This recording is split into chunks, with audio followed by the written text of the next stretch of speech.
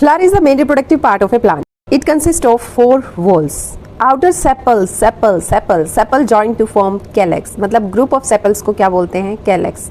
Group of petals को, जो paint की हुई जो लीव्स थी, इनको बोलते हैं कोरोला.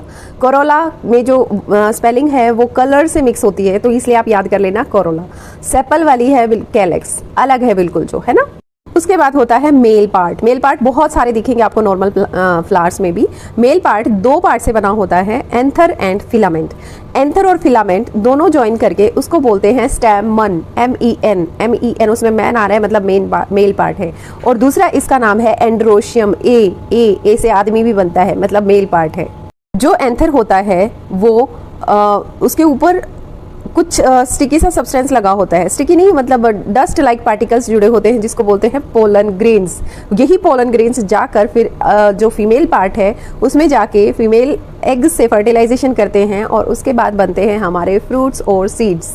उसके अंदर होता है फीमेल पार्ट. फीमेल पार्ट को बोलते हैं पिस्टिल और कार्पल. फीमेल पार्ट को हम कहते हैं पिस्टिल या कार्पल. पिस्टिल की मैंने स्टोरी बताई थी कि पिस्टिल का शौक है, पिस्टिल से स्टिक कर गए, पिस्टिल से लेकर एक फोटो करवाई स्टाइल में, है ना. तो पिस्टल का दूसरा नाम है कार्पल. ऐसे याद कर लो, कार का आपको शौक है, कार के साथ अच्छी सी फोटो करवाई. उसके बाद है इसका तीसरा नाम जो है वो है gynoecium. Gynoecium G for girl होता है. जो पिस्टल है, कार्पल है, गाइनोशियम है, ये तीनों एक ही चीज के नाम है.